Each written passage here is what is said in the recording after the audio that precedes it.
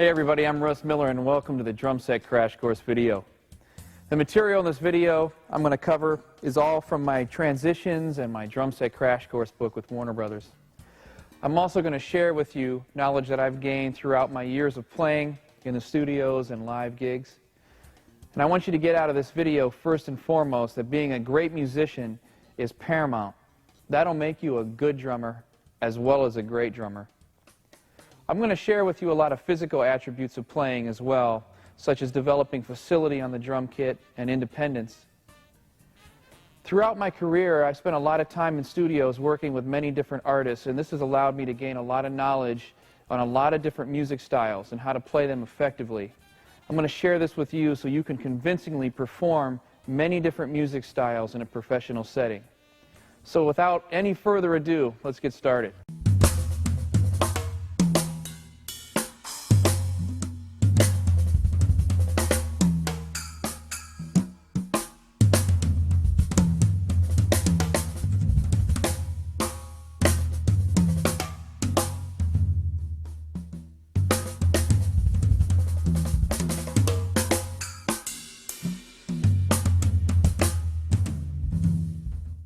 We're going to talk about the most important aspects of playing music on any instrument, and that is having great time and a great feel.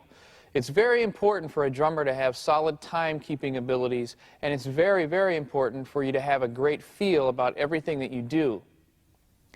Keeping great time really has two parts we need to focus on. The first is called meter. Meter refers to the actual beats per minute, or the tempo of the song. When someone counts off a tune to you, 1, 2, 3, 4, they're counting you the meter of the song. So what I'm going to do is play an example of playing a groove with good solid meter on it, and we'll take it from here.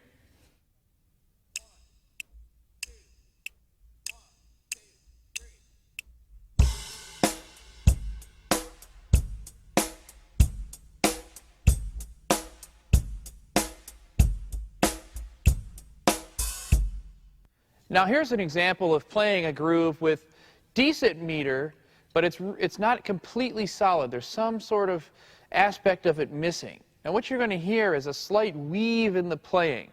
So here's an example of playing basically decent meter, but it's not quite locked down. We're still missing one more thing.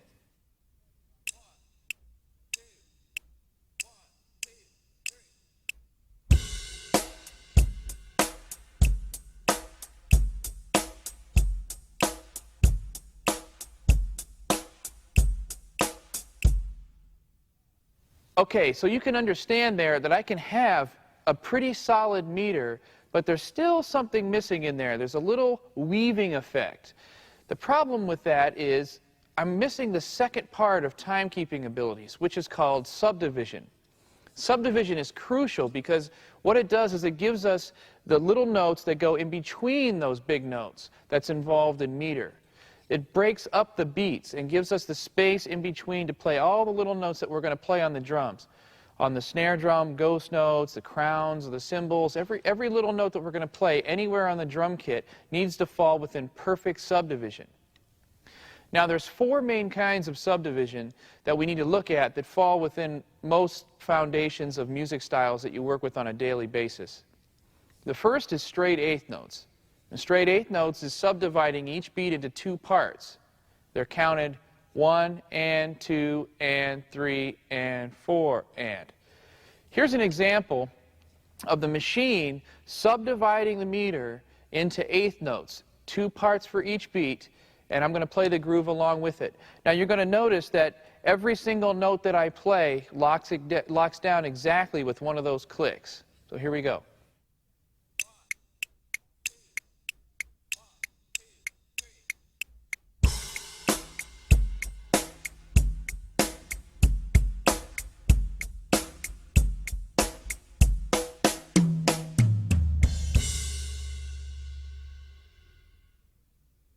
The second flow of notes we're going to take a look at in our subdividing exercises is 16th notes. That divides each beat into four parts, counted 1E and 2E and 3E and 4E and. It becomes a little bit more difficult now because there's more notes per beat, but we need to focus on it in the same way. Every single note that we play, every ghost note, accented note, everywhere on the kit needs to fall exactly with one of those clicks coming from the drum machine. So here's an example of playing 16th notes subdivided with the machine.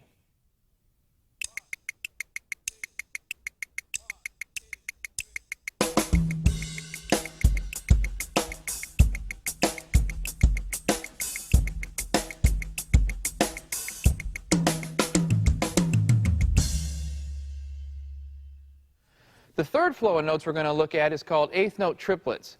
This is subdividing each beat into 3 parts, and it's counted in a couple different ways. The way I like to count it is 1 triplet, 2 triplet, 3 triplet, 4 triplet.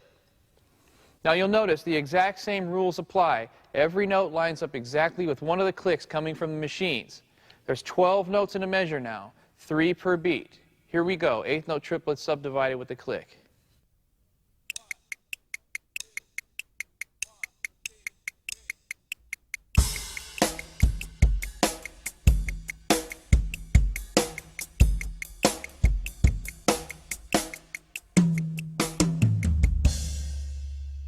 The last subdivision we're going to take a look at is called 16th note triplets. They're sometimes called sextuplets.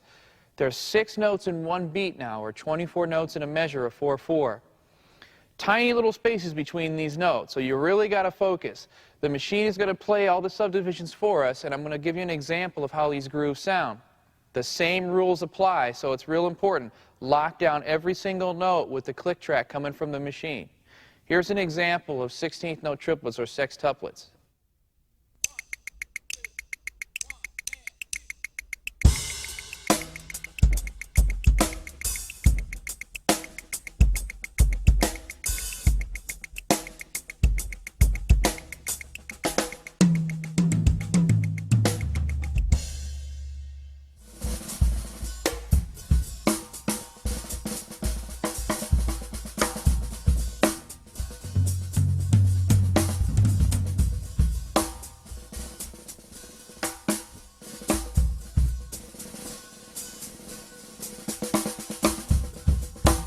Probably the most important attribute of playing any instrument is playing with a great feel, especially now that machines have invaded the music business. If you don't have a great feel and all you're doing is playing notes, we could have a machine come in and do it cheaper and probably a lot easier. So it's very, very important to have a great feel for everything that you play, every fill, every solo, and every groove especially. To work on developing a great feel, I've come up with a system that has 3 parts to it. The first part of it is timekeeping, which we just discussed. If it's not in time, it's not going to feel good. That's a guarantee. So first we need to work on locking down those subdivisions in the meter that we talked about in the timekeeping section.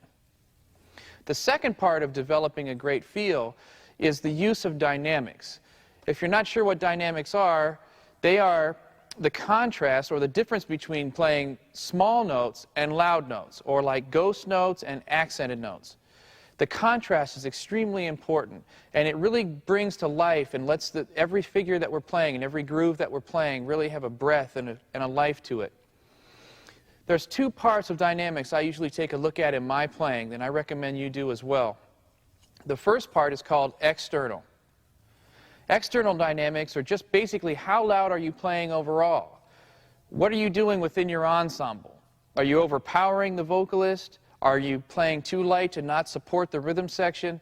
It's very important that you have the right position in your ensemble that you're working with dynamically. The second part of our dynamics development is what I call internal dynamics. Internal dynamics is the difference within our own playing between our soft notes and our loud notes. This is extremely important. It's the difference between sounding musical with everything we play and having a nice fluidity to our grooves and solos, really being able to say something and add character to what we do. The ghost note should be very, very small. The accented note should be nice and loud and really pushing and driving. It's very important to work on internal dynamics in everything that you do, every exercise, every solo, every groove. Here's an example of playing something that doesn't have a very good internal dynamic to it. Now you're going to see it just doesn't speak very well. It sounds sort of bombastic.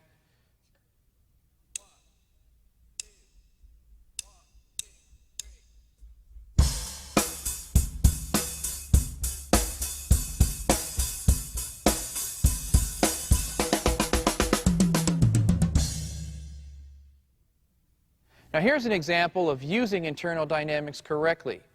You'll notice that the little notes are very consistently small, and the accented notes really stand out and jump out at you.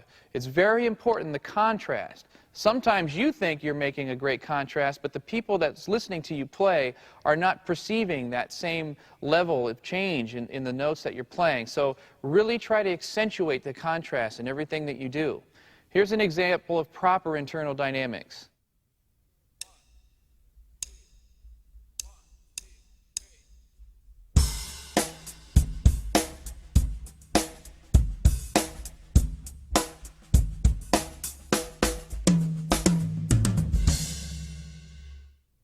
The third part of working on your feel is what I call note placement.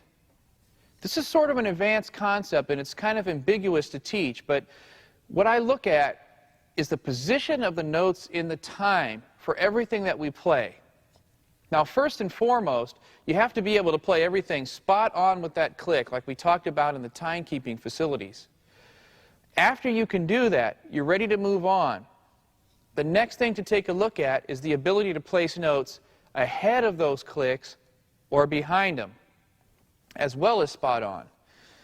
So, here's an example of playing a groove spot on with the clicks, like we were doing before. Take a listen to how the groove feels and the character of the groove when it lies exactly with the clicks.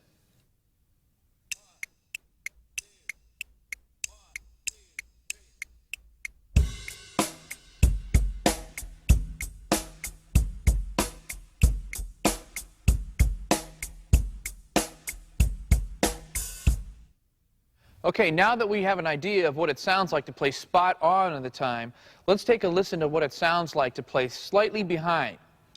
Now, I'll keep the hi-hat exactly with the click, and I'll bring the kick and snare back just slightly. Now, you're going to find and hear that the groove fattens up a little bit. It's a little lazier sounding, but it adds character to it, and it really makes a nice fat, kind of funky groove to everything that you play. So here's an example of playing behind.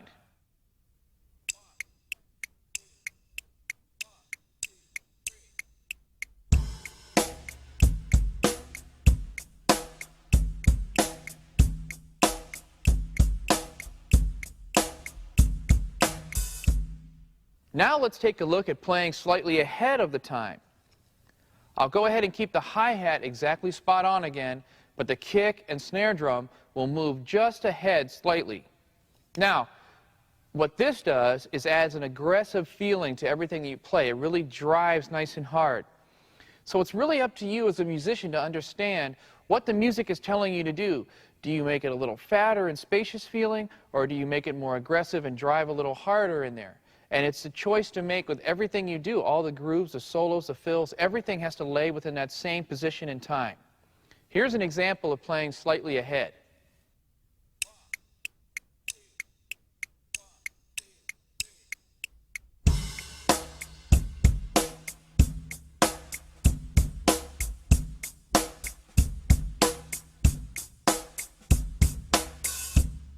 There are certain characters that I add to a groove that are different than anybody else.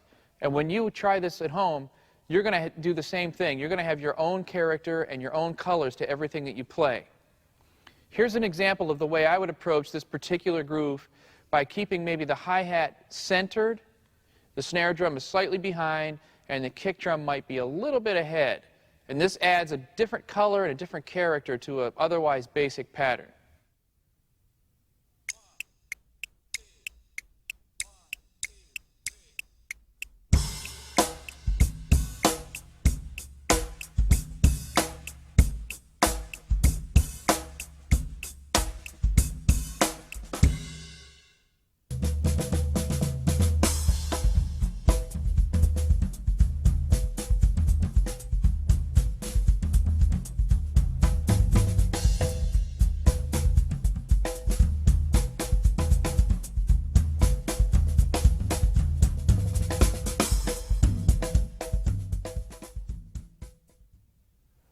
When performing any music, there's a few physical aspects we need to take a look at. The first is called facility. The second is called independence.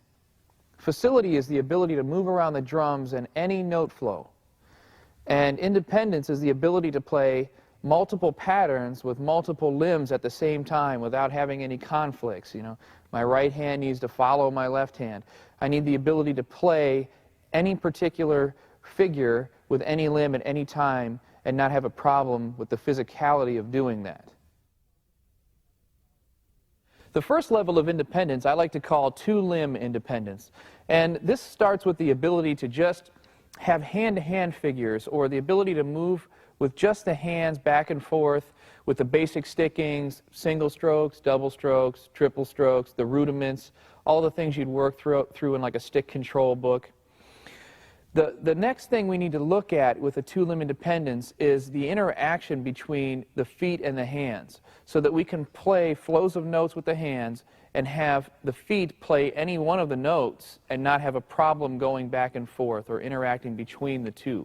Here's an example of a straight eighth note flow where I play 7 notes of the bar with the hands, 1 and 2 and 3 and 4, and the and of 4 will be a kick drum note. So there's an interplay between the hands and feet. It's a very simple exercise.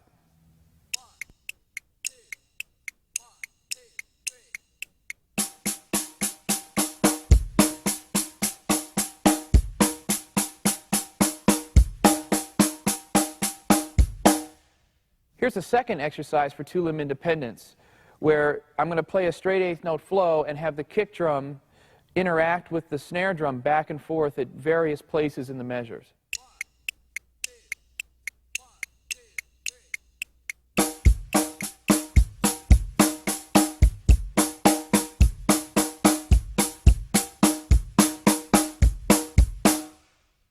Here's a 16th note two-limb independence exercise where I play a 16th note flow and have the kick drum interact with various partials of the measure.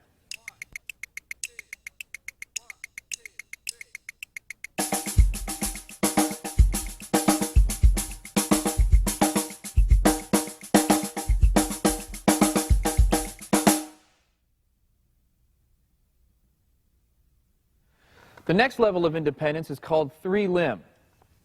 We have the kick drum and the snare drum, but now we factor in the riding limb. This can be played on a hi-hat or a ride cymbal. In this case, I have a hi-hat. We'll choose a riding hand pattern, a kick drum pattern, and then the snare drum will read various figures while playing all the parts together. Here's an exercise for three-limb independence.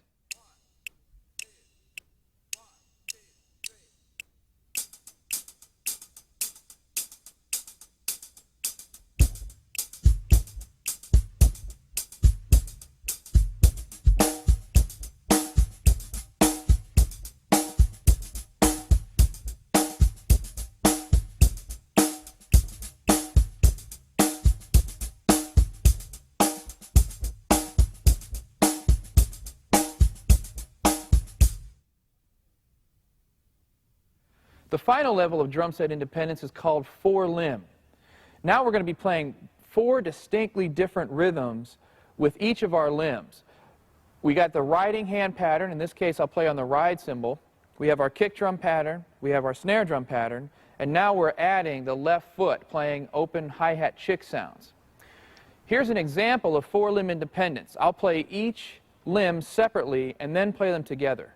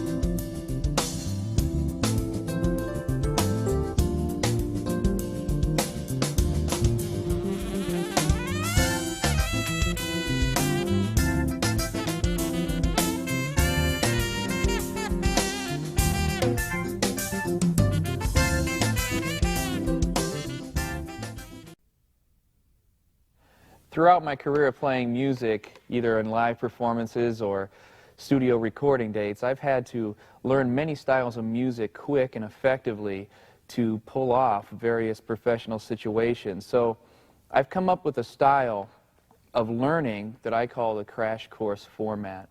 And it's a music style analysis that has 5 parts. I go into this analysis more in depth in the crash course book itself.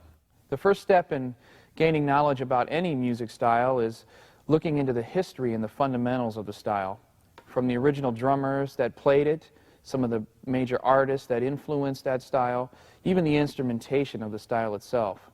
The next thing to take a look at is the drum set mix, which really has 2 parts. The mix of the instruments in the drum kit itself, meaning how loud do I play the kick or the snare in this particular style of music, as well as what is my mix in general in relation to the band. How loud are the drums? How fundamental are the drums in this particular style of music? Do they accompany more, or do they color and character the music more? The third thing to take a look at is the basic groove. What is the absolute most basic fundamental groove that I can play that will convincingly get me through the particular situation that I have to perform in, be it the live gig or the recording session? The next step is variations of that basic groove. How are those variations going to differ? How is it going to color the music and the performances that I'm going to have in this particular style of music? The last step in analyzing a music style is the fills and solo ideas. How am I going to color this music with the fills? How are those fills going to take the energy up or the energy down in the particular songs that I'm playing? And if I'm required to play a solo, what genre of grooves and instruments, particular patterns, things am I going to use to develop that solo to go from point A to point B and stay characteristic to the particular style that I'm working in?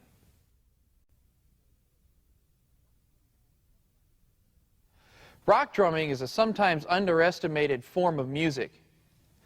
It's very difficult to play something simplistically and with a great feel and very, very solid. This is the foundation of playing rock music.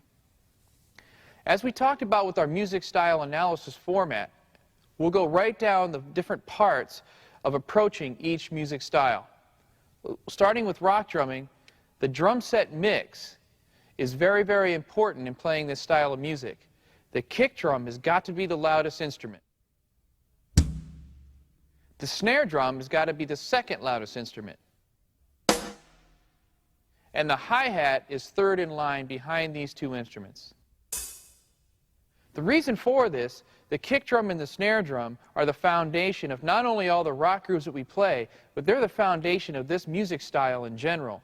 The whole band, the whole feel of every song is really dictated by the way the relationship is laid down between the kick and the snare drum. It's very, very important that these instruments are out front in everything that we do. Here's an example of a basic rock groove using this drum kit mix.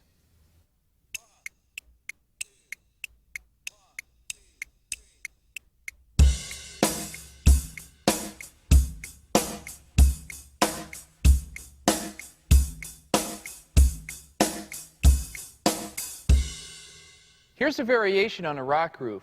You'll notice that most of the variations stem from the kick drum, which is usually influenced by what the bass guitar player is playing. Here's variation number 1.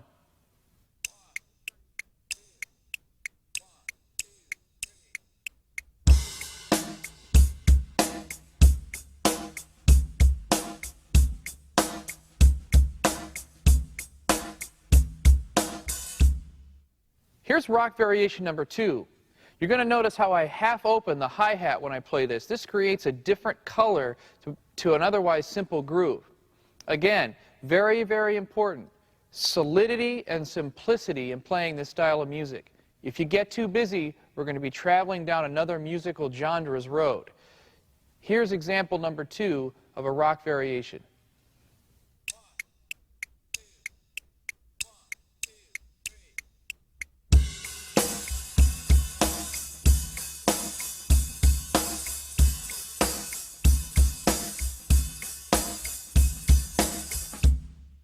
Adding the crown of the ride cymbal to a rock groove adds a whole nother color. Here's rock drumming variation number 3.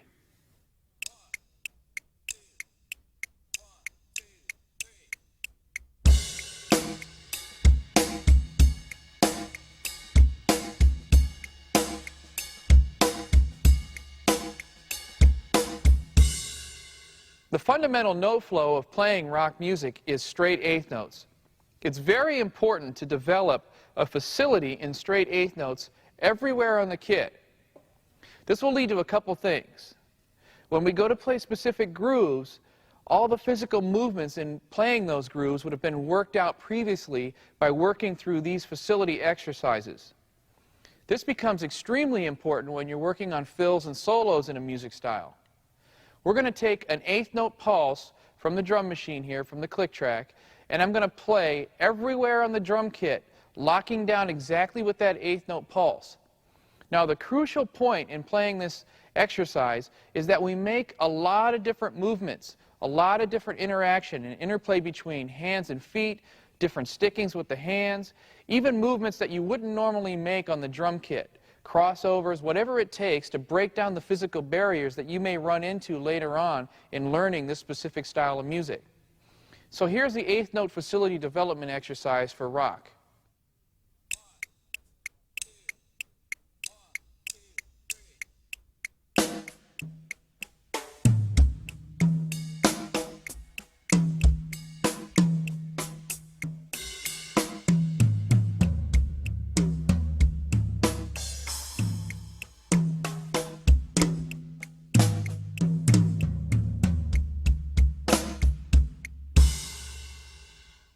Now here's the eighth note facility exercise a little quicker.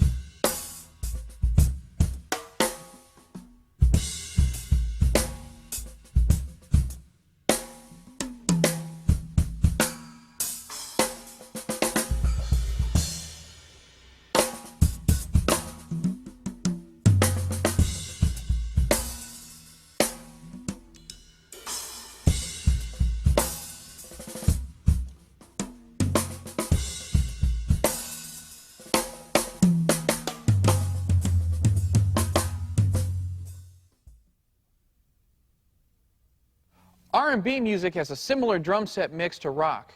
The kick and snare drum are paramount in these grooves, and especially for the music style. In funk drumming, some of the compositions themselves are based around the actual beat of the drum kit. So it's crucial, the relationship that we develop between kick and snare and how that makes the music feel. The kick has got to be the loudest instrument in this style. The snare drum is equal to or slightly less than the kick drum. The hi-hat is considerably less volume than the kick and snare drum. It's really used just to develop the note flow that's going to happen when playing the different grooves, just to keep the motion moving. Here's a basic funk groove.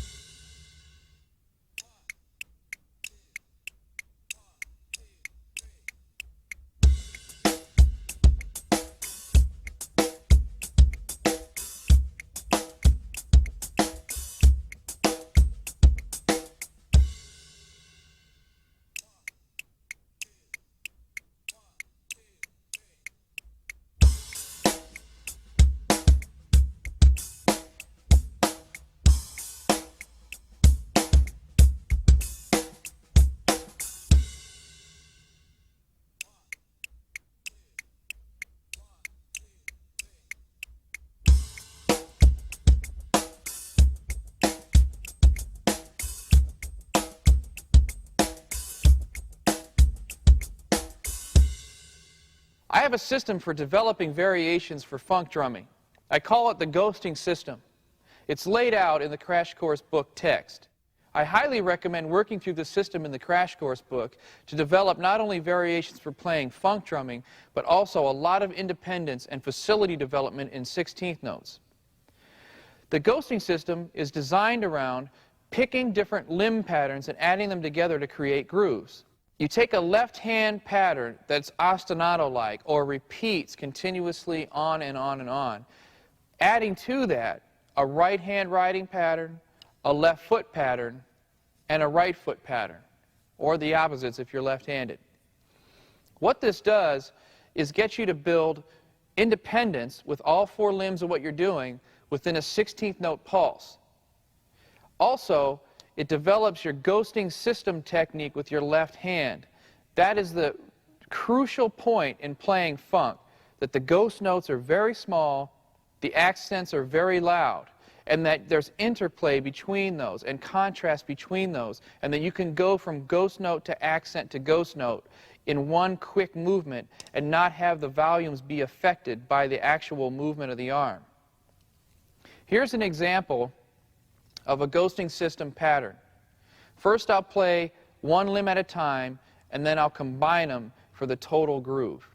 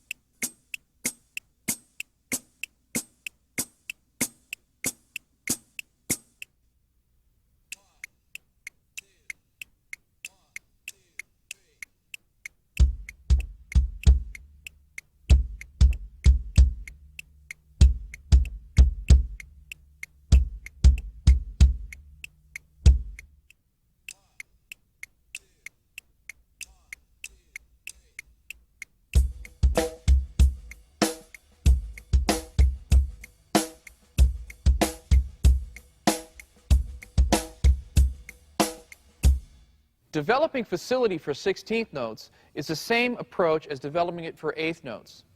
We'll take a 16th note subdivided click from the drum machine and work 16th notes all over the kit. Now, it becomes a little bit more difficult when we're playing more notes per beat, but it's the same concept. We need to have dynamics involved. We need to have interplay between hands and feet. We need to use different stickings. We need to use odd movements that will break down these physical walls and give us the ability to play anything we want to play within a 16th note pulse. This stops those little times when we're playing that we get that little jerk in our body because we didn't play that movement before. It all works around the muscle memory development patterns that a body has in developing certain movements on the drum kit.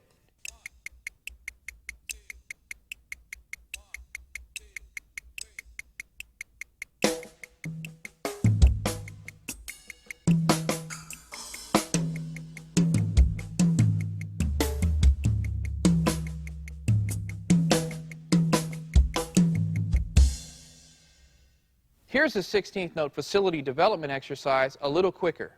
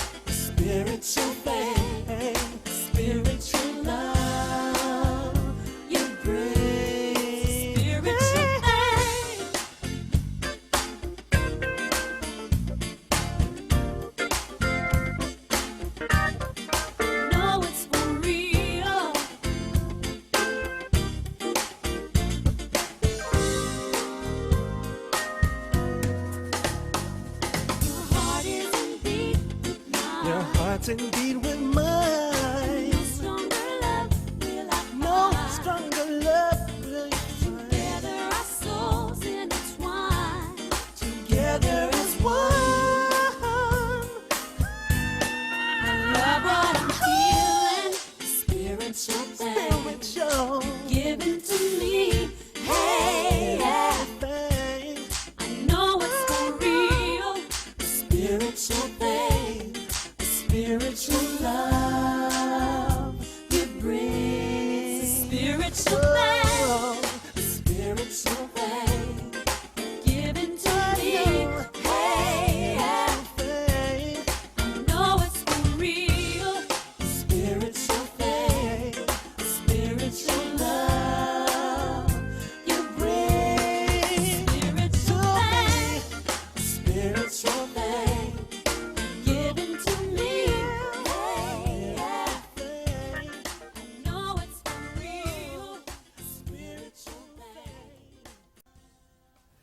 hip-hop drumming is very similar to funk as far as the drum set mix is concerned. Kick and snare drum are still the loudest, and hat is considerably less.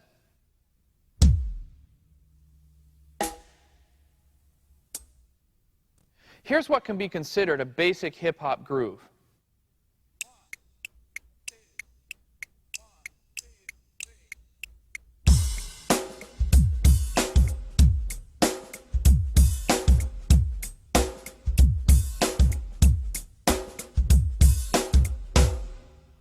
Here's a hip-hop groove variation.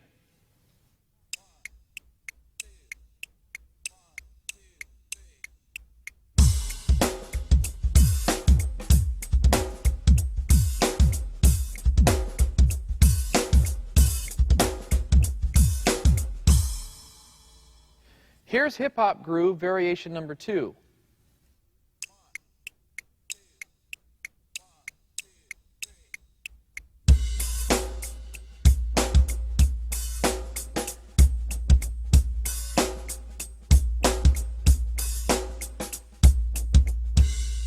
Here's a third variation for a hip-hop groove. 1, 2, 1, 2, 3.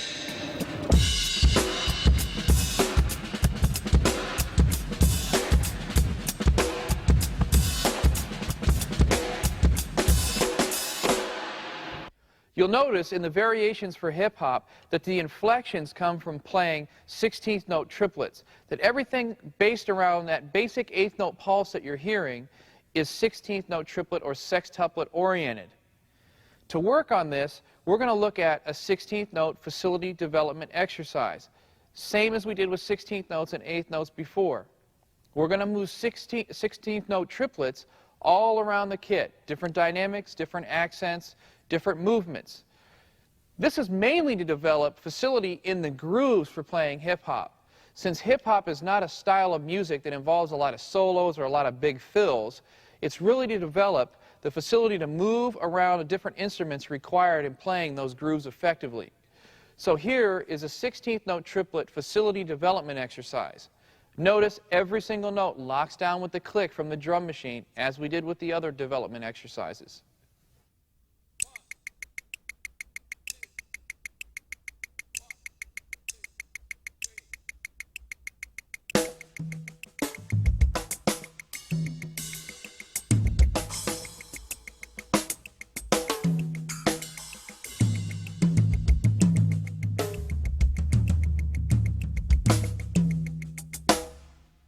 Here's a 16th note triplet facility development exercise a little quicker.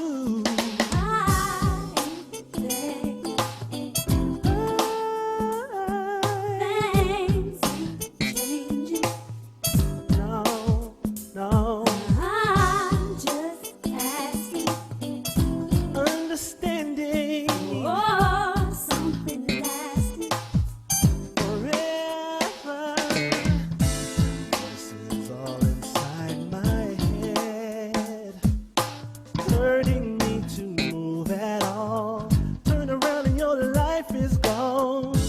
I ain't got no time to wait. Time to get a grip on things before it's too late. Tell me what's the matter then? Can't you really stop to see what's going on with me? Everybody looking up to you, trying to see just how you do and how you make it through. I ain't begging. Things ain't changing. Everything remain the same. I'm just asking I wanna for someone lasting. know forever. I ain't begging. Things ain't changing. Things remain the I'm same. just asking Understanding. for something lasting. I ain't gonna wait no more. Now it's time to take control. She's moving free the soul. And if you think my skin is thin, Gotta make you understand. Got the right to judge a man. I'm just asking you, baby. Baby, baby, baby.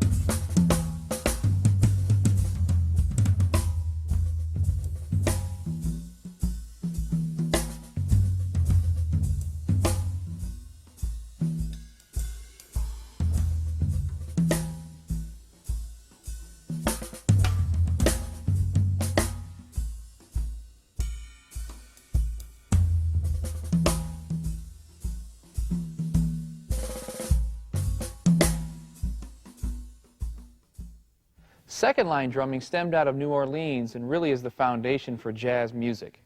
The term second line comes from the drums and percussion, as well as the brass, marching second in line behind the families at funeral marches. Second line drumming has a distinctive drum set mix. Because it's march-oriented, the snare drum sometimes plays a pretty big role in the grooves and fills that we play. So the snare drum is the loudest instrument to focus on. The kick drum is second, and the hi-hat again is third.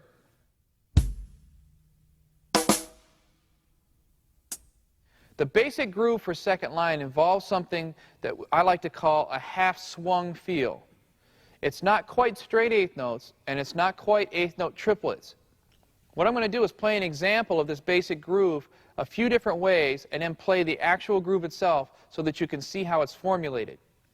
Here's an example of a basic second line groove played very straight with straight eighth notes and not swung whatsoever.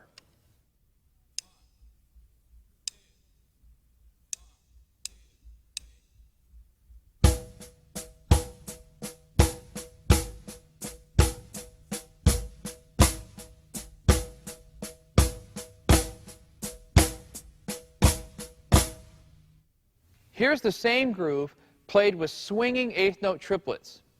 You're going to notice that the real groove is somewhere in between these.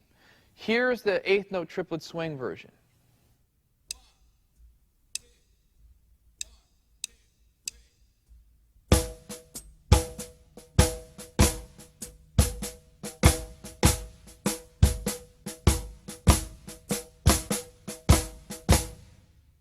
Now here is the basic groove for second line drumming. You're going to notice that some of the notes are straight eighth notes, some of the notes are swung triplet eighth notes.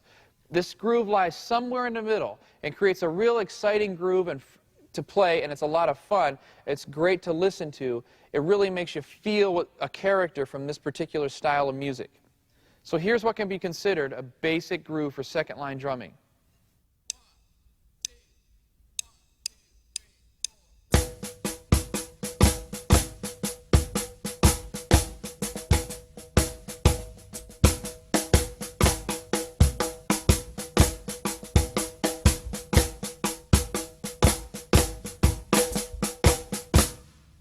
Here's a variation on a second line groove.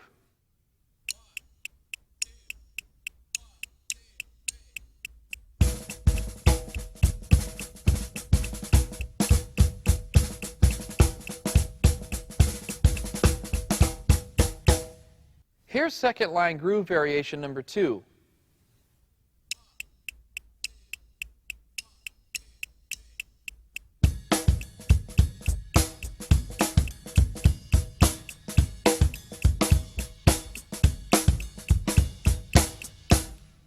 Here's a final variation for second line drumming.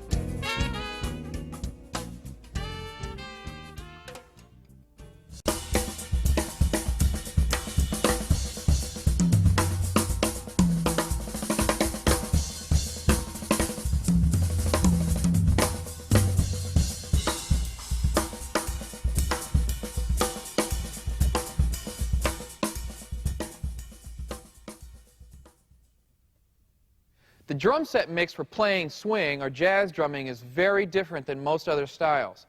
The foundation for playing the time in this particular style of music is taken away from the kick and snare and put onto the ride cymbal and left foot with the hi-hat. This changes our drum set mix dramatically. The ride cymbal is paramount in this style. The timekeeping is completely up here on this cymbal, so this is the loudest instrument we focus on. The hi-hat is second. The kick and snare drum are just used to add colors or to keep the motion of the grooves happening. They're also used to set up kicks and fills in this particular style. But first and foremost, you got to keep the volume down of these two instruments. If you play them too loud, the swing grooves will be too heavy and weighed down.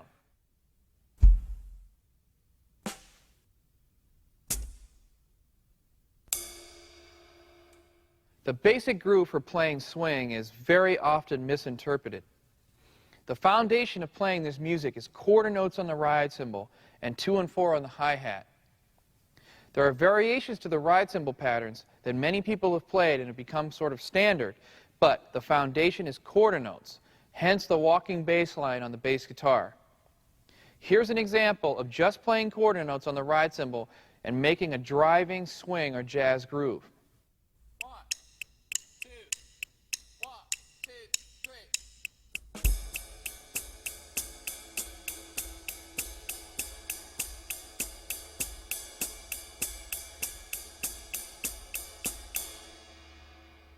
Now here's what can be considered the jazz ride cymbal pattern. It's a variation on quarter notes that uses a triplet inflection. Here's an example of that groove. 1, 2, 1, 2, 3.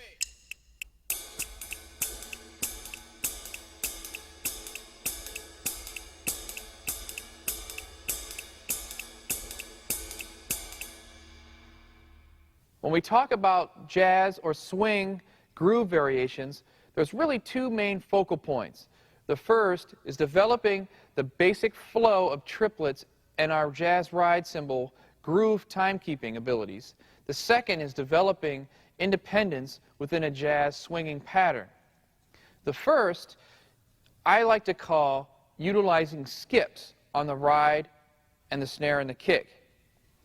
This particular concept uses playing quarter notes on the ride cymbal, 2 and 4 on the hi-hat, and adding the third partial of triplets on different beats. While I add that partial on the ride cymbal, I add a small ghost note on the snare drum or the kick drum. Here's an example of adding a skip on the last partial of the measure, or the triplet part of beat 4.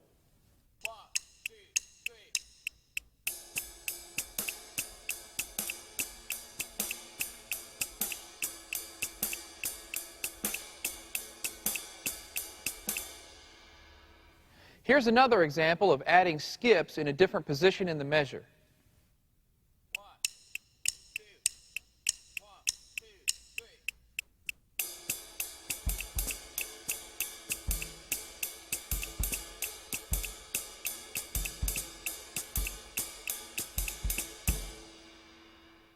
Here's what I call a skips combination exercise. I basically play quarter notes on the ride cymbal and add skips in the different positions in the measure, doubling the ride cymbal skips with a kick or a snare drum. You'll notice this creates a triplet flowing motion in the time and really kind of keeps the groove floating along. Here's an example of a skips combination. 1, 2, 1, 2, 3.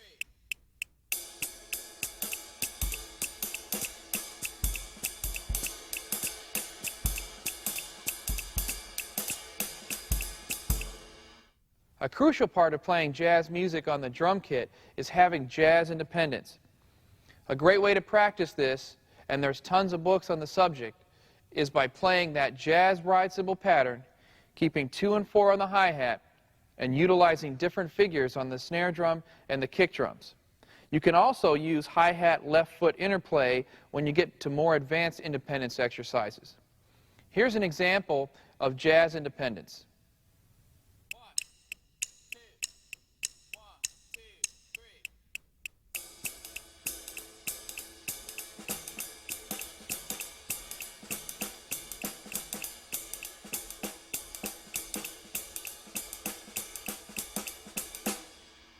Here's another jazz independence example.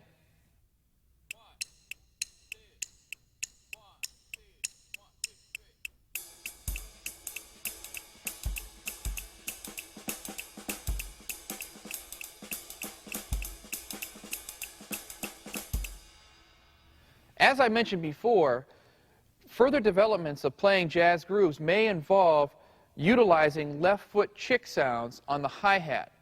This really breaks up the groove and keeps a nice triplet flow happening, keeps a nice floaty feeling to what we're playing. Here's an example of some hi-hat movement within a jazz groove.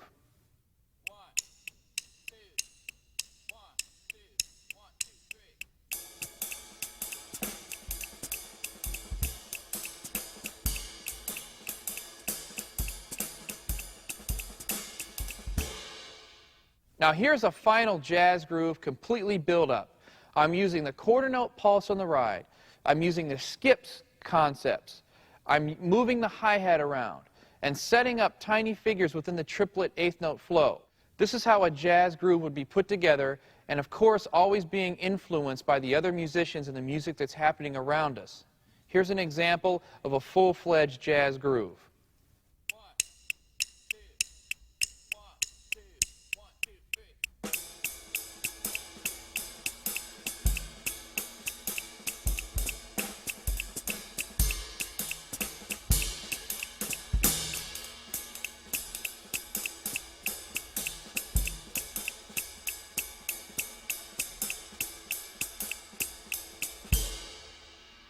Again, because jazz drumming is based on eighth note triplets, it's important to be able to move these eighth note triplets all around the drum kit, as we did with some of the other facility development exercises. Here's an eighth note triplet facility development exercise to help you to move around the drum set in jazz playing.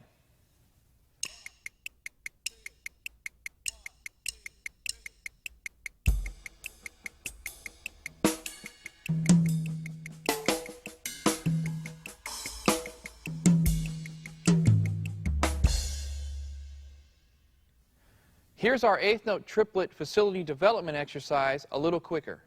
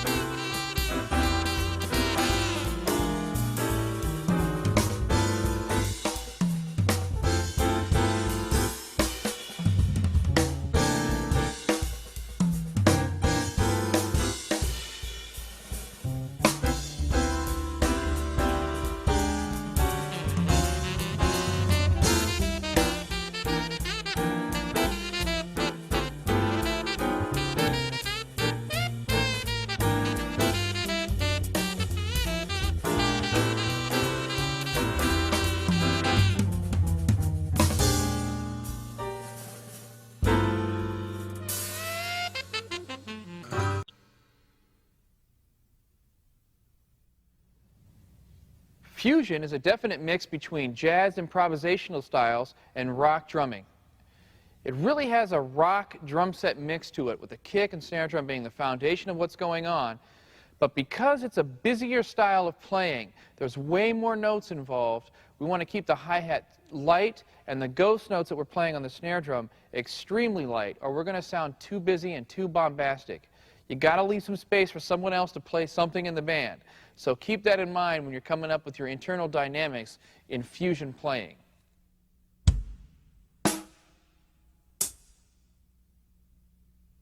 Here's what could be considered a fusion basic groove.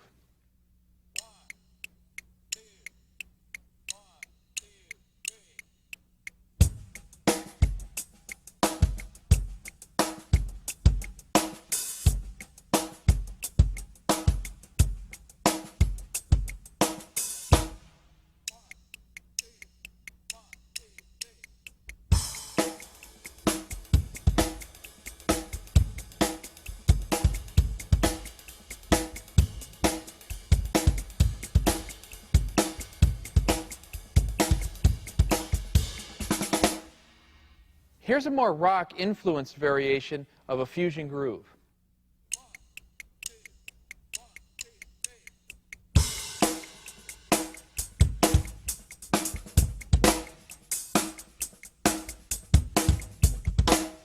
Here's what I consider a standard fusion groove. There's a lot of notes happening, but the real key to this thing is keeping your internal dynamics together so you don't sound too busy. Make it groove, have fun with it. Variation number 3.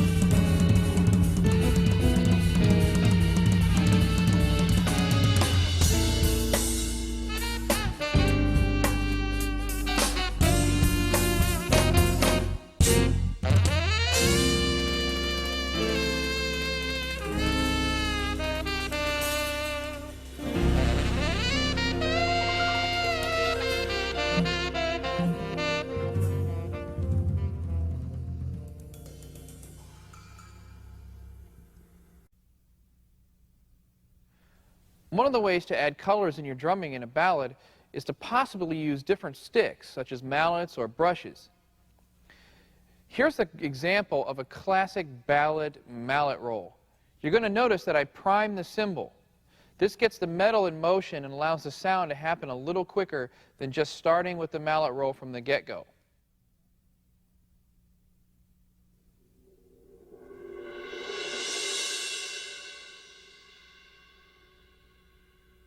A second device for adding colors in a ballad is using the brushes.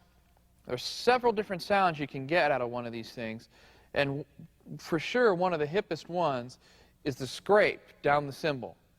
Because of the grooves in the cymbal, the metal ends of the brushes create a real nice pretty sound and a scraping effect that just adds a great color to any kind of music that you're playing.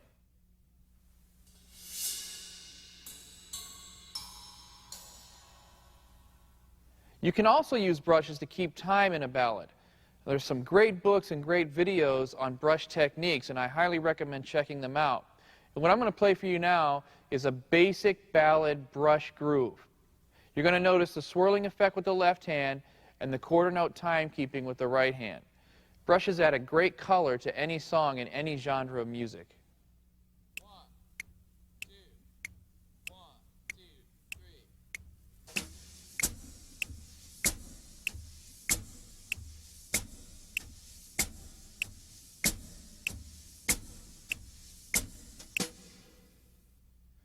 Using a cross stick on your snare drum is a very classic way of playing time in a ballad. It's a prettier sound than a big fat backbeat in the middle of the snare, and I highly recommend practicing getting a consistent cross stick sound with your snare drum. There's a sweet spot to every drumstick. You got to find it and hit it every single time to get a nice clocking wood blocky sound out of your cross stick. When playing time in a ballad, it helps to play behind the click a considerable amount. This creates a lot of space and a very fat, spacious groove. Ballads seem to sit better on these kind of grooves with that much space in there. Here's an example of playing a ballad pop groove, nice and behind, using the cross stick sound.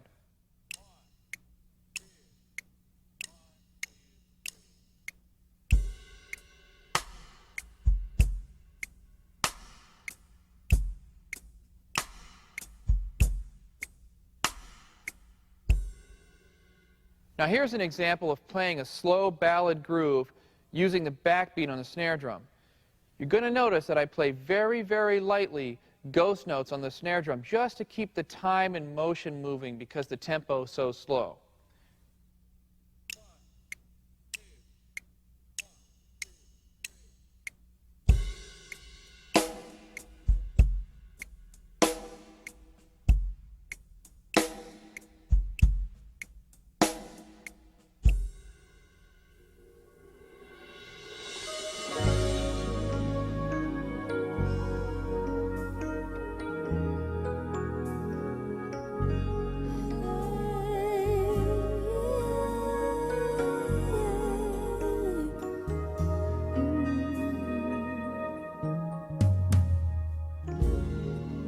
In a night,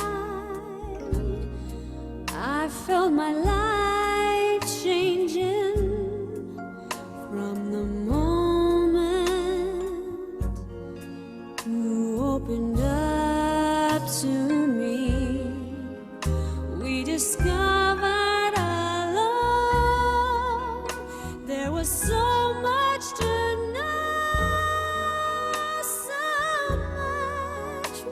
real about the way we feel.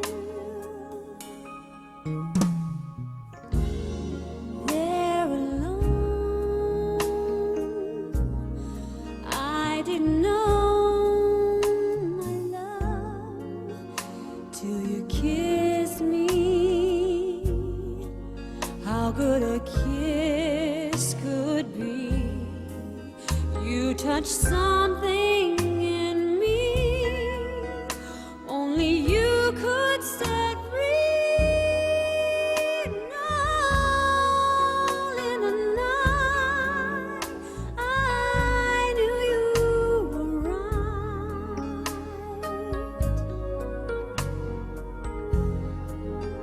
What was happening to me happened so suddenly.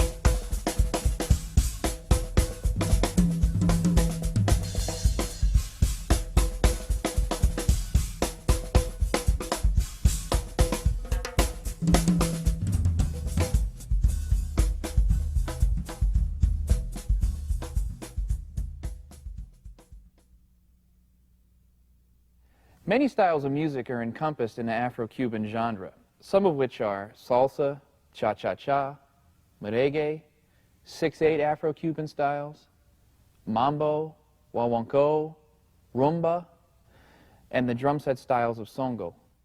The drum set mix in a traditional Afro-Cuban groove involves playing a nice solid kick drum sound for the tumbao. The snare drum is a little lighter, maybe a medium volume, because it's really just copying what the conga or timbali player might play. And the hi-hat is considerably lighter because it just keeps the motion going. Any of the riding hand patterns will be a little bit lighter, even if you're playing the size of the shells or the crowns of the ride cymbals.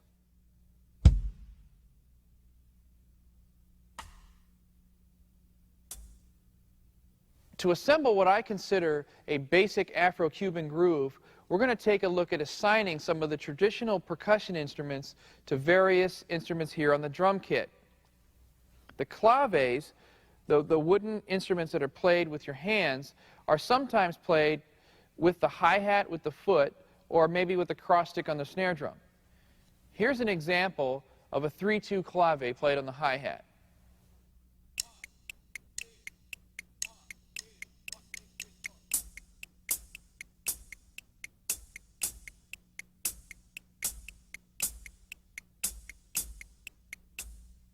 Here's an example of the traditional bumbo pattern on the bass drum. This pattern works directly with the bass line of Afro-Cuban music, which is referred to as the tumbao.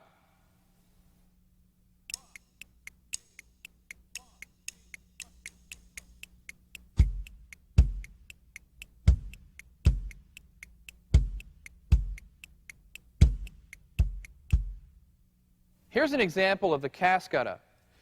This rhythm is usually played by the timbali player on the side of the female timbali. I'm going to play it on the percussion board on the side of my floor tom.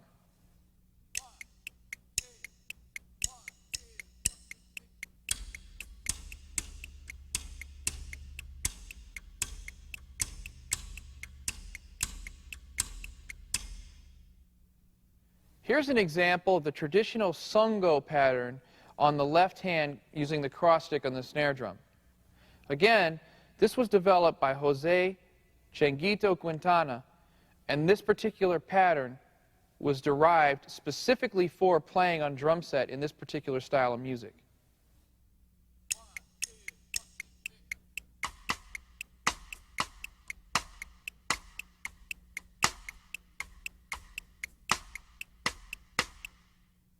Now here's an example of a basic Afro-Cuban groove with all the different percussion instruments we just discussed assigned to the various positions of the drum kit.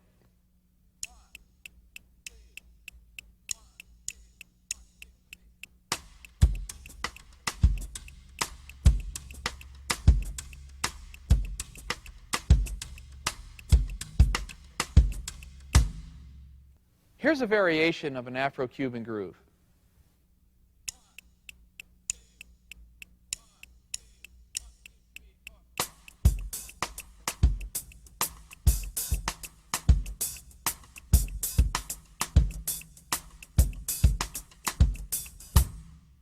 Here's another variation on playing an Afro-Cuban groove.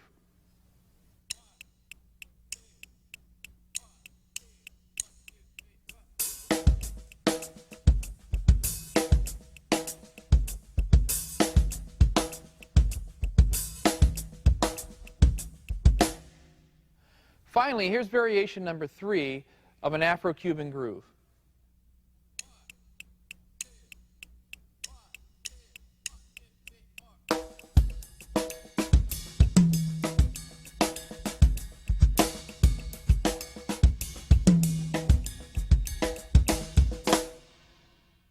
There's very distinctive attributes in playing fills in Afro-Cuban music. It uses the ability to play ahead of the beat and behind the beat, but sometimes within the same measure. Sometimes this is referred to as phrasing the entire measure in quarter note triplets or half note triplets in cut time. Some guys call it the egg rolling effect. There's a push and a pulling to everything that you play. You'll see that as I demonstrate playing this Afro-Cuban influenced fill. The time sort of moves and pulls slightly in what we do, but it's very character of this style of music, and it's very important to add this color to everything you do when playing this genre.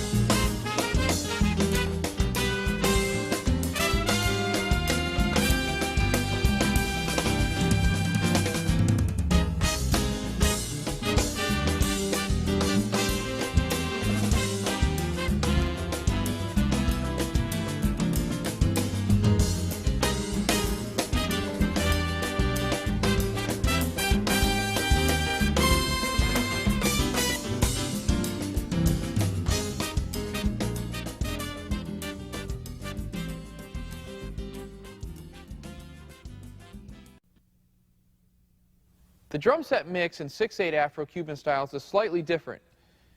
Most of the 6/8 patterns we play with the hands are derived from the clave or cowbell patterns, and they're very distinctive to what we're doing.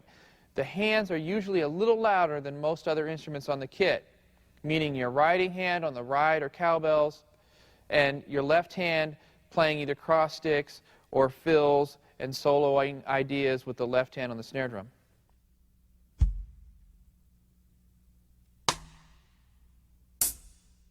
The basic 6/8 Afro-Cuban groove is called bembe. We're going to assign, again, percussion instruments to the various parts of the drum set to assemble this groove. The first thing is a 6/8 clave. This is the foundational rhythm for everything that we play within this particular style of music.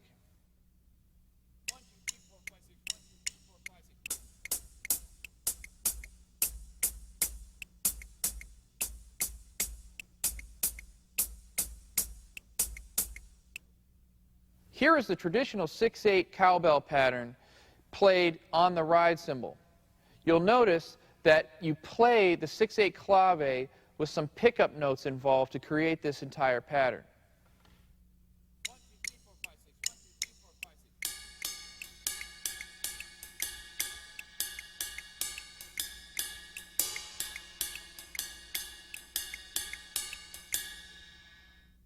Here's a 6/8 bembe.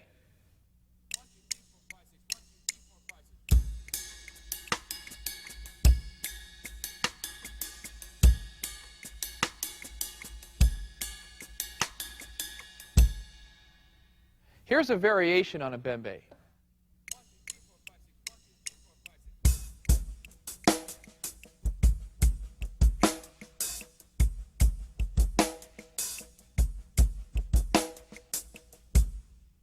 There's a popular rhythm called abuaqua that's played in 6/8 Afro-Cuban styles. This rhythm is a 3-against-2 feel in 6/8. It creates some real interesting rhythmic possibilities. Here's a basic abuaqua rhythm.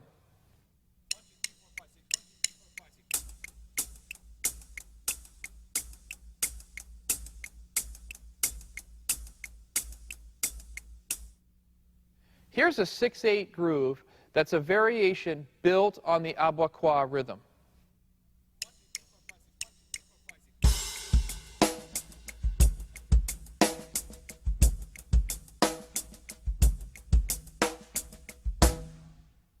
Here's some fill ideas in 6/8.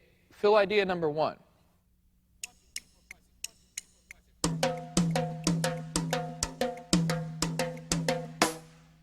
Six-eight fill idea number 2.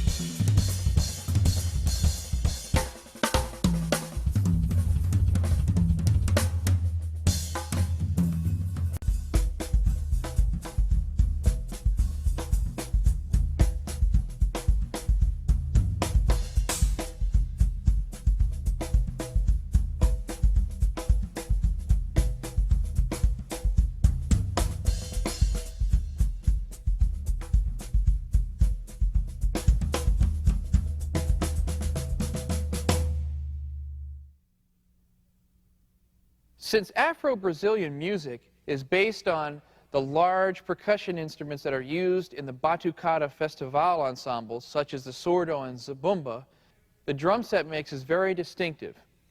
The kick drum and floor toms are definitely the loudest instruments in the grooves. They represent those different instruments, the surdo and the zabumba drums. The snare drum is second, and the hi-hat is used to create motion, as well as any riding hand patterns you might do on the ride cymbal.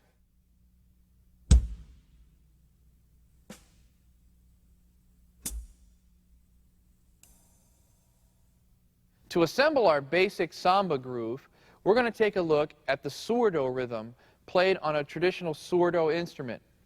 I'm going to assign it to the floor tom and play it here with the same muted and open tones that you would normally play on the surdo itself.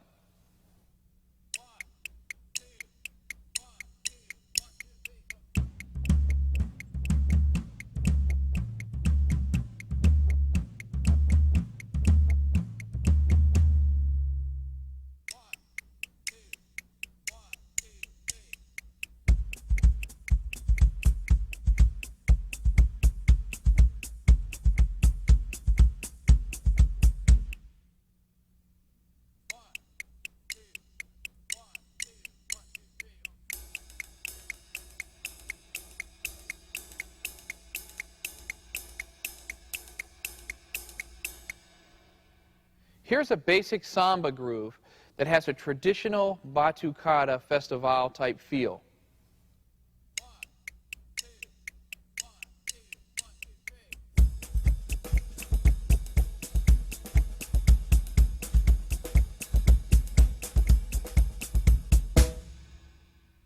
Here's samba variation number 1, breaking the surdo rhythm up between the kick drum and the floor tom.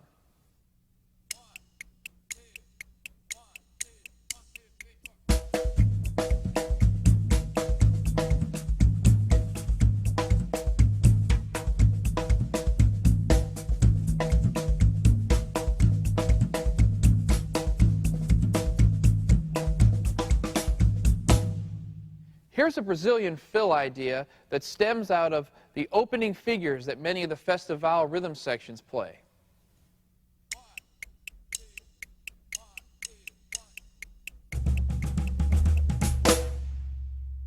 Here's another samba fill idea.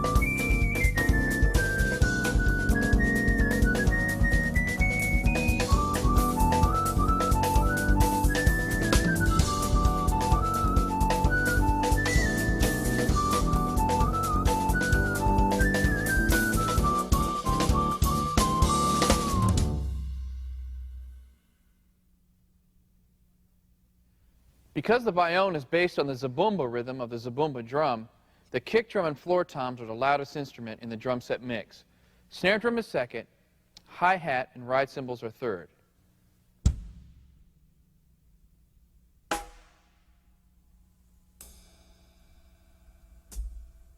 Here's the zabumba rhythm played on the floor tom from which the basic bayonne groove is derived.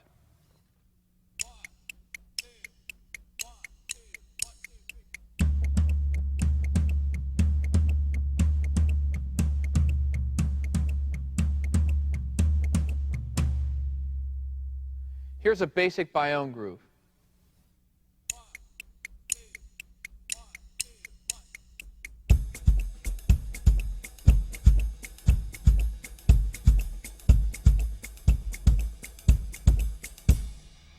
Here's Bayonne variation number 1 with a very zabumba-influenced pattern.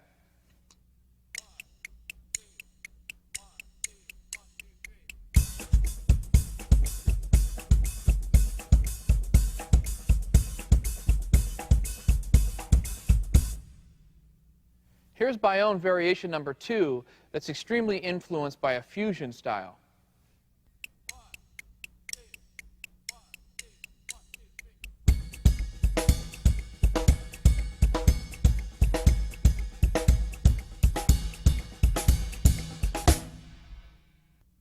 Here's Bayonne variation number 3 utilizing a traditional snare drum pattern.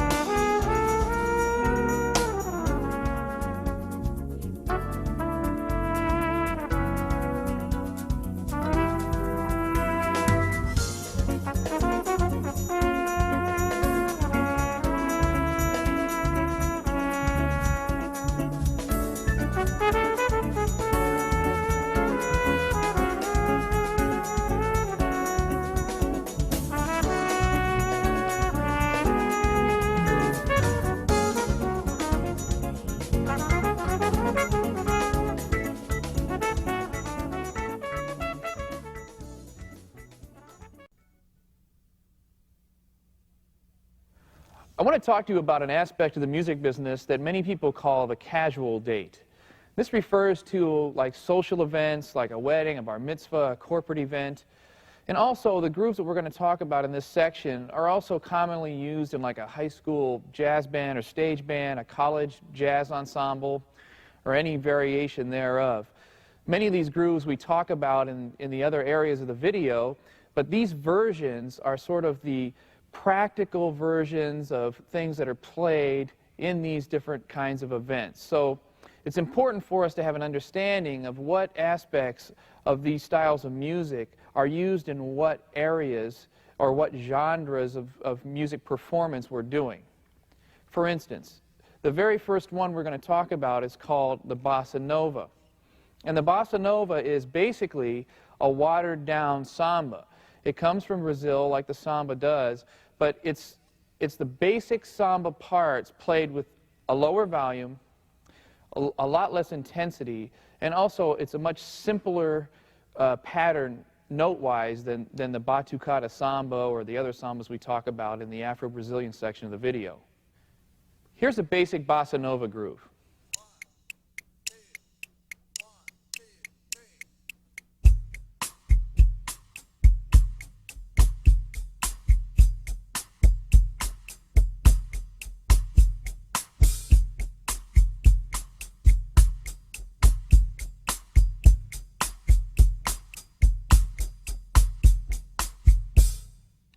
The cha-cha-cha is an Afro-Cuban form of music that's used and stemmed out of dance styles. We're going to notice that the basis of this groove comes from the güiro part that a hand percussionist would play on a güiro. Usually that's going to get played on the hi-hat, either by the riding hand, using the opening and closing of the left foot, or by the left foot in its entirety playing the pattern, and then using that independence to play the full cha-cha-cha groove with the rest of the limbs of the body. Here's a basic cha-cha-cha groove based on a 3-2 clave, and you'll hear the güiro part on the left foot, the clave part on the cross stick, like a basic tumbao figure on the kick drum, and quarter notes on the ride cymbal that stems from the cha-cha-cha quarter note cowbell part that's played on a cha-cha bell by the timbali player.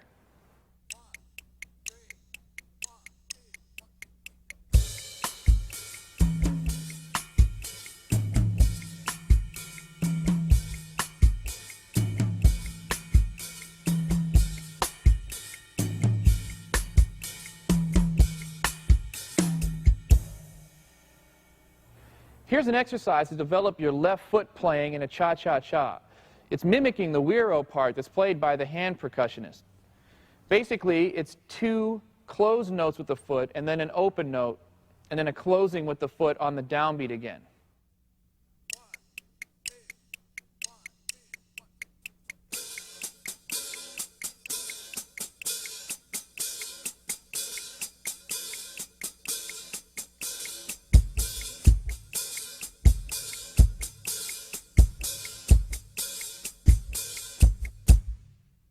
The rumba is another form of music from the Afro-Cuban genre that is considerably different when played in an original setting than it is like on a casual date.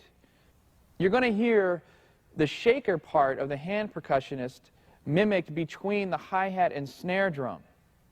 Also, you'll hear a tumbao figure on the kick drum, and often you'll play some tom-tom figures that mimic what the cunguero player is playing on the conga drums.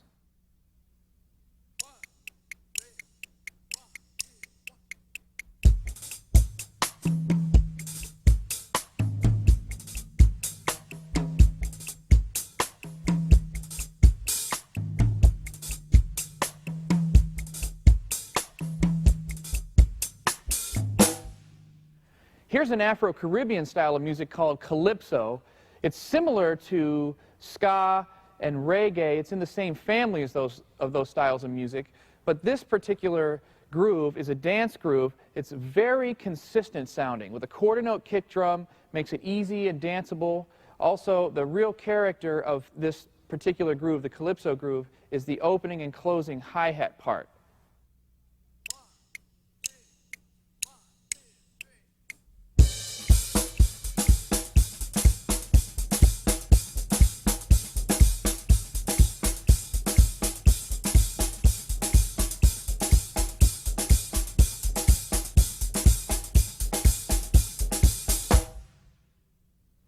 Here's a variation of the calypso groove where the left hand plays a part that's similar to like accents that a timbali player would play, or some of the accents that a cunguero player would play on the congas.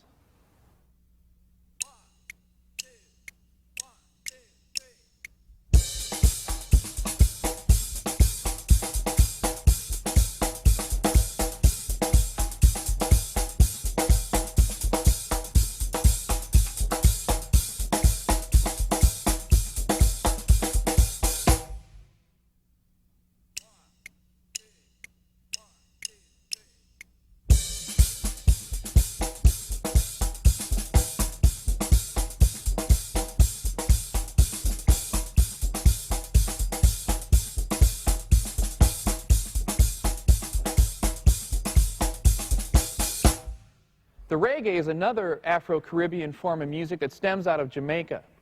It's similar to pop and rock, except flip-flopped. Where we normally play the backbeat on the snare drum in pop, rock, or funk, the backbeat is now on the kick drum in reggae. Also, very characteristic of playing reggae is the upbeat guitar part that we usually mimic on the hi-hat or cowbell. Here's a basic reggae groove that is normally called the drop groove, which means we're dropping the backbeat onto 2 and 4 onto the kick drum.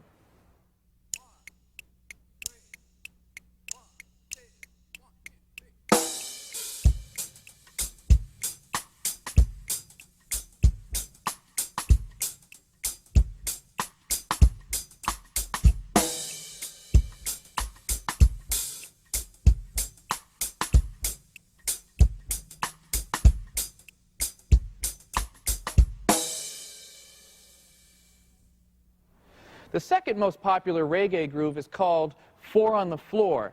This is where we play all 4 quarter notes on the kick drum while upbeats happen on the hi-hat, and we play the cross stick sounds or a timbali mimicking type sound on the snare drum.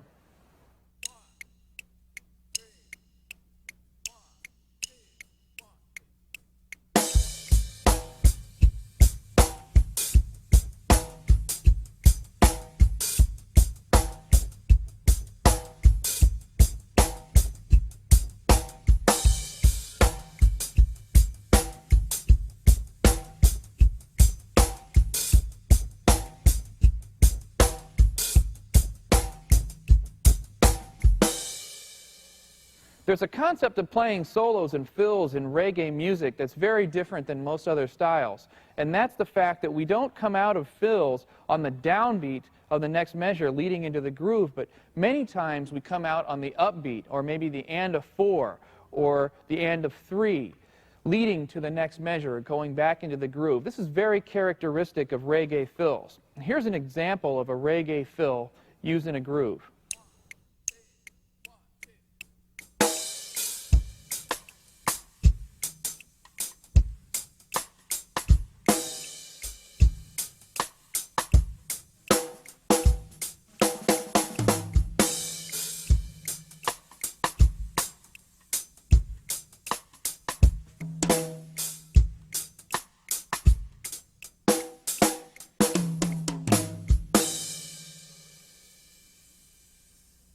Since reggae music's very different than most other popular styles in the fact that our backbeat is flopped and the fills are quite different, here's an example of a reggae play-along using the drop groove and some of the different aspects of playing reggae fills.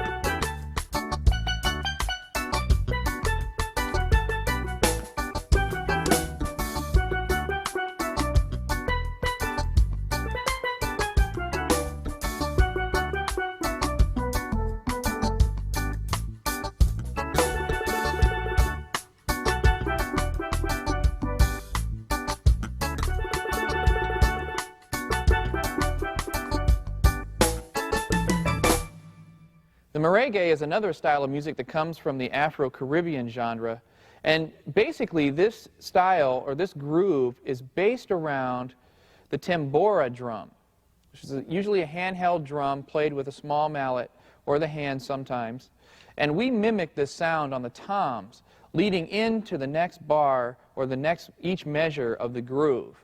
So you'll see how that influences everything else around it, focusing on that tambora part on the tom.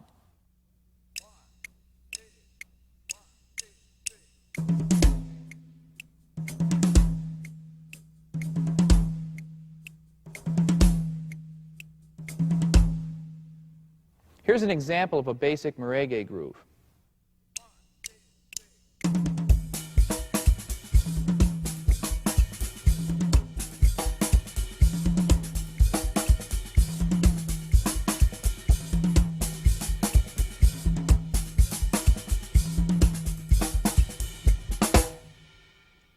Country music is a vastly changing style of music that is influenced a lot by rock and pop, also by a little bit of funk nowadays.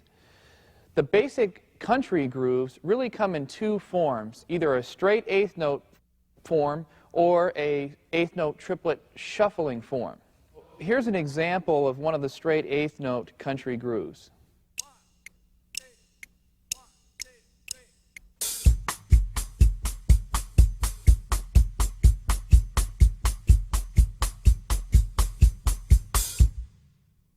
Here's an example of the country train beat.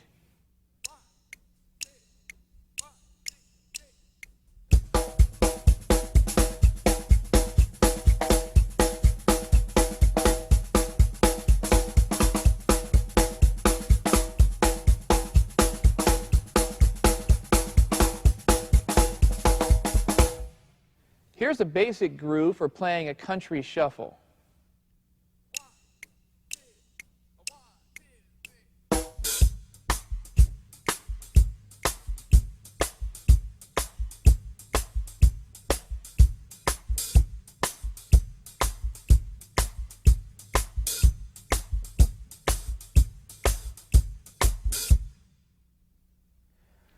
Well, thanks for joining me in the video, everybody. I hope you learned a lot of stuff. We've gone over a lot of information. Remember, first and foremost, be a great musician. It'll make you a great drummer. So until next time, see ya.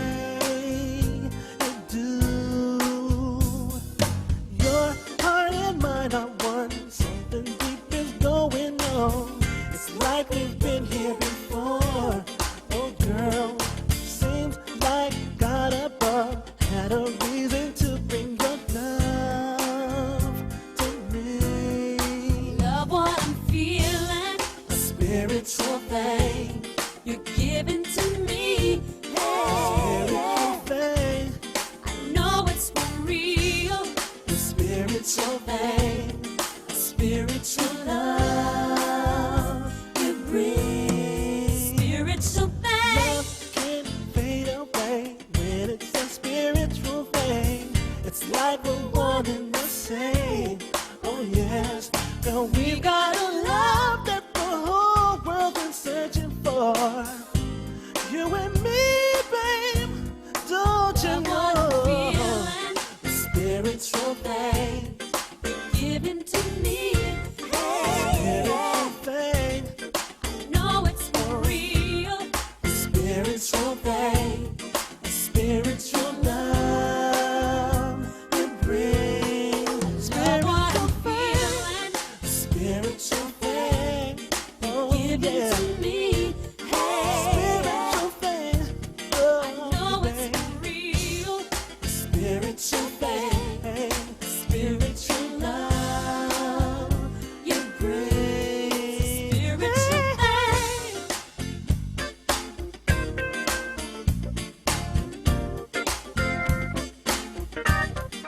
Know it's for real.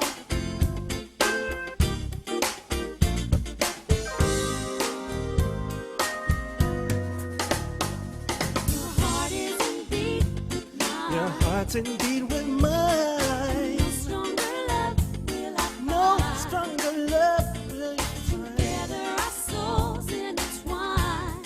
Together as one. I love what I'm feeling. Spiritual thing Spiritual given to me. Hey, yeah. thing. I know it's for real. Spiritual thing. Spiritual love you bring. Spiritual thing Oh, spiritual thing. given to me. Hey, yeah. Thing. I know it's for real. Spiritual thing, spiritual love you bring. Spiritual thing Spiritual thing, given to me. Hey, yeah. thing, I know it's for real. spiritual thing.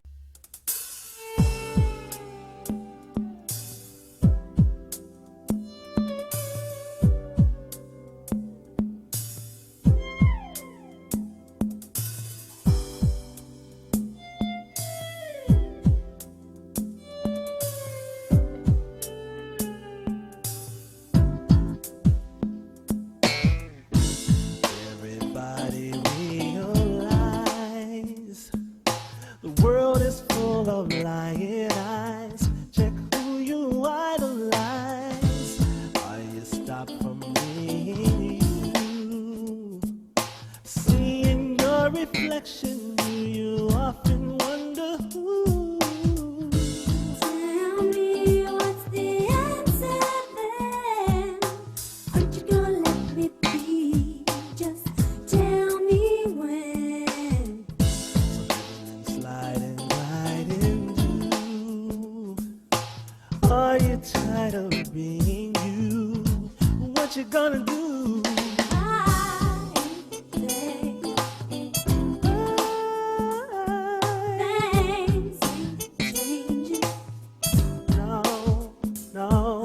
I'm just asking Understanding for something lasting. forever. Voices all inside my head, hurting me to move at all. Turn around and your life is gone. I ain't got no time to wait. Time to get a grip on things before it's too late. Tell me what's the matter then? Can't you really stop to see what's going on with me? Everybody looking up to you, trying to see just how you do and how you make it through. I ain't begging. Things changing. Everything remain the same. I'm just asking I wonder for something lasting. forever. I ain't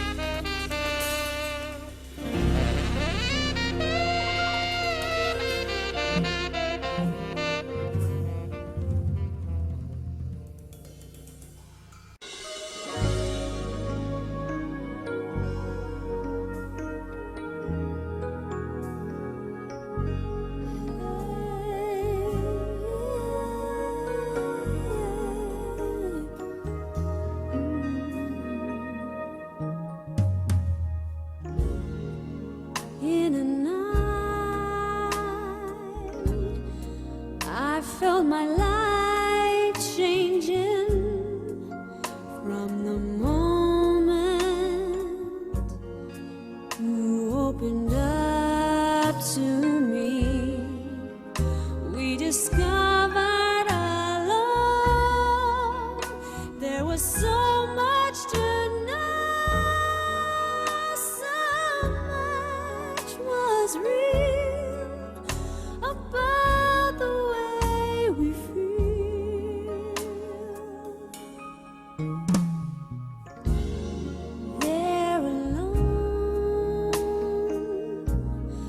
I didn't know my love till you kissed me. How good a kiss could be. You touched something in me only you could set free. And all in a night I knew you were right.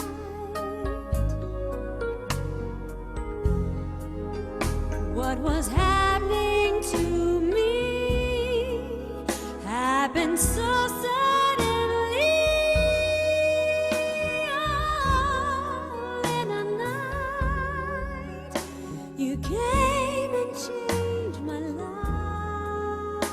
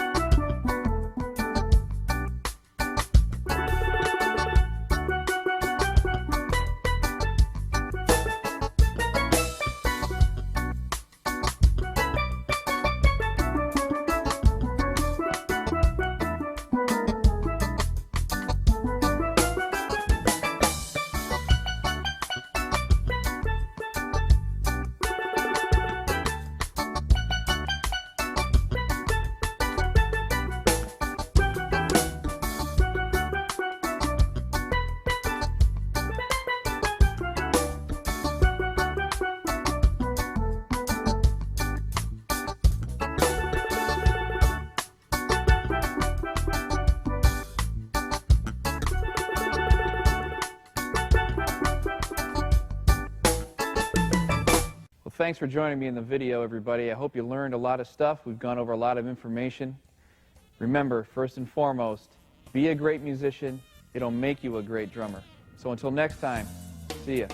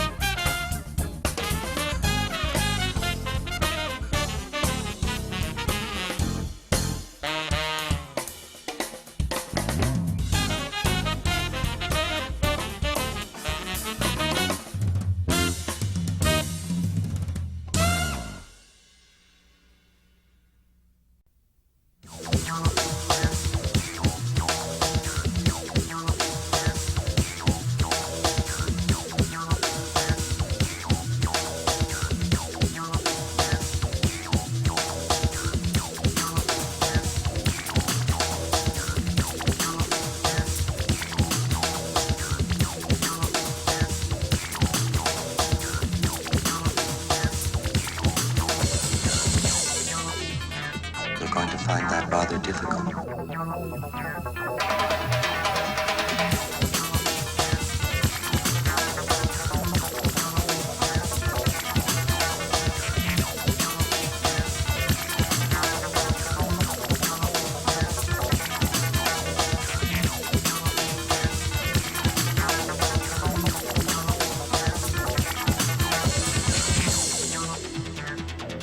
It's puzzling.